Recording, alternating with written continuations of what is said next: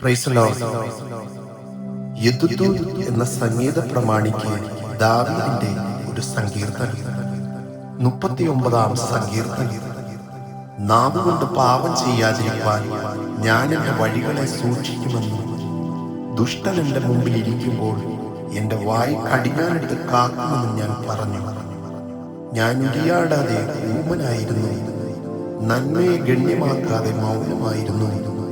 എൻ്റെ സങ്കടം പൊങ്ങി വന്നു, എൻ്റെ ഉള്ളിൽ ഹൃദയത്തിന് ചൂട് പിടിച്ചു.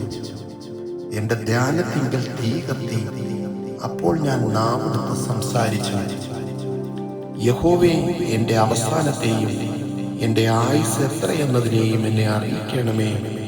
ഞാൻ എത്ര ക്ഷണികനെന്ന് ഞാൻ അറിയുമാറാകട്ടെ. ഇതാ, നീ എൻ്റെ നാളുകളെ 4 വിരൽ നീളമാക്കിയിരിക്കുന്നു. എൻ്റെ ആയുസ് നിന്റെ മുമ്പാകെ ഏതുമില്ലാത്തതുപോലെ ആയിരിക്കുന്നു. ഏത് മനുഷ്യനും ഉറച്ചു നിന്നാലും ഒരു ശ്വാസമത്രേ. മനുഷ്യരൊക്കെയും വെറും നിഴലായി നടക്കുന്ന നിശ്ചയം. അവർ വ്യർത്ഥമായി പരിശ്രമിക്കുന്നു നിശ്ചയം. അവൻ ധനം സമ്പാദിക്കുന്നു, ആരനുഭവിക്കും എന്നറിയുന്നില്ല. എന്നാൽ കർത്താവേ, ഞാൻ ഏതിനായി കാത്തിരിക്കുന്നു? എൻ്റെ പ്രത്യാശ നീങ്കൽ വച്ചിരിക്കുന്നു.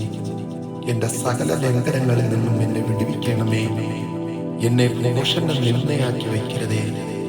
ഞാൻ വായു തുറക്കാതെ ഊമനായിരുന്നു, നീയല്ലോ അങ്ങനെ വരുത്തിയത്.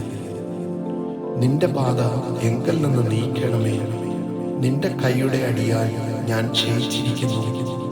അകൃത്യം നിമിത്തം നീ മനുഷ്യനെ ദണ്ഡനങ്ങളാൽ ശിക്ഷിക്കുമ്പോൾ നീ അവന്റെ സൗന്ദര്യത്തെ പുഴുപോലെ ക്ഷയിപ്പിക്കുന്നു. ഏത് മനുഷ്യനും ഒരു ശ്വാസമത്രയാകുന്നു. യഹോവേ, എൻ്റെ പ്രാർത്ഥന കേട്ട് എൻ്റെ അപേക്ഷ ചെവികൊള്ളണമേ. എൻ്റെ കണ്ണുനീർ കണ്ട് മിണ്ടാതിരിക്കരുതേ.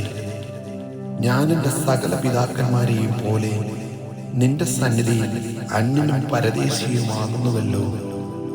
ഞാൻ ഇവിടെ നിന്ന് പോയി ഇല്ലാതെയാകുന്നതിനു മുമ്പേ ഉന്മേഷം പ്രാപിക്കേണ്ടതിന് നിന്റെ നോട്ടം എങ്കൽ നിന്ന് മാറ്റണമേ. ആമേൻ.